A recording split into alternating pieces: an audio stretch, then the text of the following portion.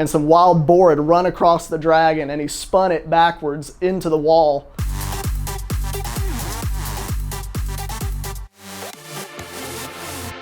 My great-grandfather bought this car new, 1964 Ford Falcon, brand new off the lot in Alcoa, Tennessee.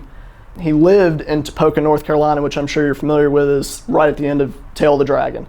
The little small town, right when you hit the North Carolina side, that's where he lived. My family actually still owns the house. He had the car for years and drove it as his daily driver and back and forth, back and forth. Well, he passed away when I was a year old in 1992.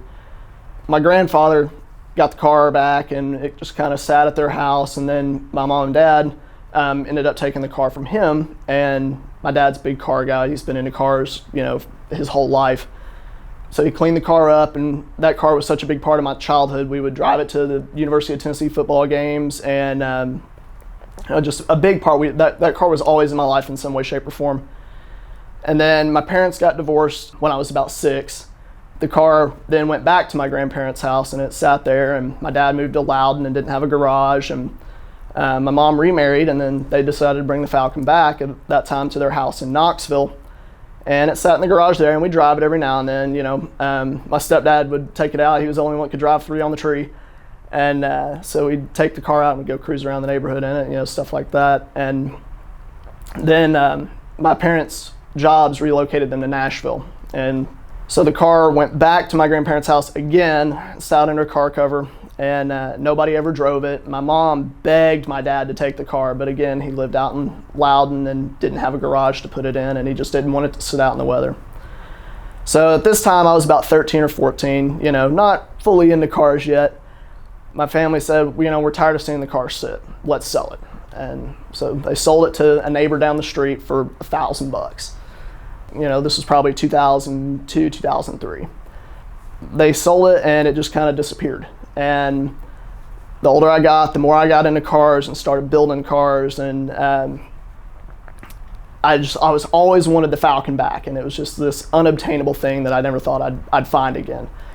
About 2012, I had built my 240, and my dad calls me. He says, "Hey, the Falcon's for sale at a car lot in Lenoir City."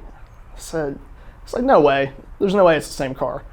And he's like, "Yeah, I drove down there and looked at it, matched the VIN numbers up. It's the same car." So I immediately jump in my car and drive from Franklin to Lenoir City, where my dad lives now. Get there and look at the car, and sure enough, it's the same car. It's a little worse for the wear. Somebody had put these awful wheel covers over it. The interior seat had ripped a little bit, and somebody had changed out the motor. It was a factory 170 cubic inch inline 6, and somebody had swapped it out for a 200. Who knows what happened to the original engine.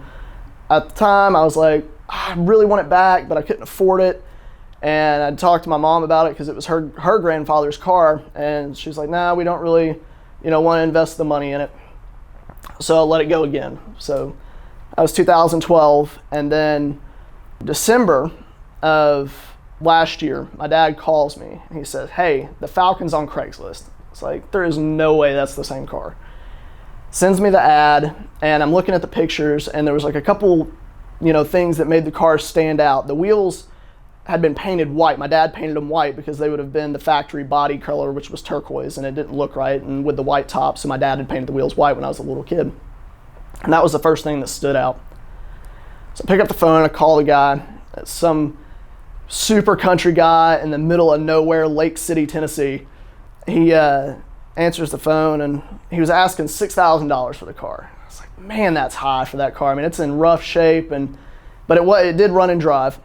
And I said, hey, there's a couple things that I want to make sure match on this car. There's, a dent in the rear bumper where my great-grandfather had been coming across Tail of the Dragon in a hurry to get to the hospital because his wife was in the hospital in Knoxville, and some wild boar had run across the Dragon, and he spun it backwards into the wall on the Dragon and just dented the rear bumper. And it always drove my dad crazy that dent was there. There was another spot on the driver's door where my great-grandfather, he's 6'7", super tall guy, and he would always sit his arm on the door and the windowsill, and it had rubbed the paint off. And he's like, "Yeah, there's the paint's missing there. There's a dent in the rear bumper." I'm like, "Can you give me the VIN number off the car?" And so he gave me the VIN number. And I hung up with him, called my grandma and said, hey, I need you to find an old insurance document or something that has the VIN number on it so I can confirm this is the car. She, sure enough, finds an old insurance document from the 80s. It's the same car. So I picked the phone back up, and I have got to be the least shrewd negotiator ever, because I go, hey, that's my great-grandfather's car. And the second I said that, I was like, oh, wait, there goes any chance of getting it for any less than asking price. At the time, I had a 1990 Toyota Serra, little imported right-hand drive bubble car. If you look one up, I promise the doors are factory. They're goofy gull-wing doors. So I jump in it and drive all the way up to Lake City, and sure enough, it's the same car. And I'm like, okay, now I've got to come up with all this money out of nowhere that I wasn't anticipating on spending. So I put the Serra up for sale. I was like, somebody come give me $6,000 cash for it, take it away. I'll daily drive my Skyline, which is a horrible idea, but I was going to do it anyway. Call my mom, tell her, hey, you know, this is what's going on. I found the Falcon. This is how much she's asking for it. I'm going to sell the Serra, and I got to have it back. I'm not letting it get away again. She's like, okay.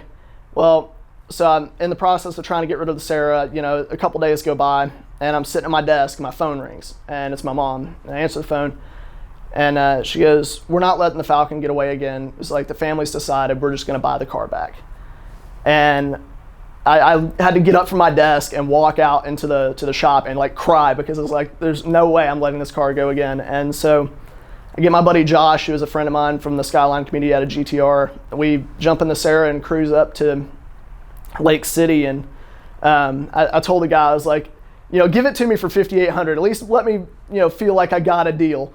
And he's like, all right. And so, I mean, I was expecting banjo music and all this. I mean, it's way up some mountain in the middle of nowhere. I get in, and you know, it's 3 on the tree, so you go first to second, and then second gear, I guess, is a straight cut gear, and it just had this distinct whine to it, and I instantly right back to childhood with that distinct second gear whine.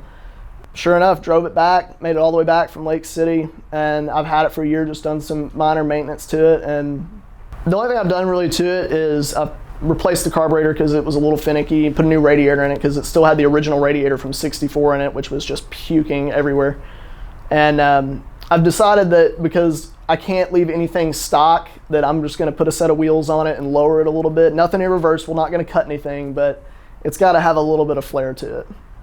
I mean, I drive it quite a bit. I'll cruise it into the local Taco Tuesday meet down the road, or I'll take it up to Cars and Coffee. And of course, and the one in Knoxville, the Harper's Cars and Coffee, is massive, you know, something like 5,000 cars. So I'll drive it up there and take it to those.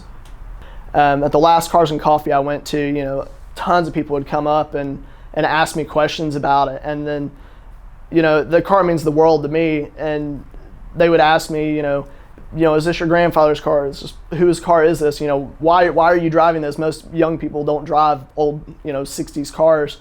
And then I'll tell them the story about it, and people are just like drawn in by it, and they love it. And it still has the original owner's manual in the glove box with my great-grandfather's name and information in it, and it's still got some oil change vouchers in it that are good for like $9.30 for like a 30,000 mile service or something like that. I always tell people the next time that car gets sold, I will be very, very dead.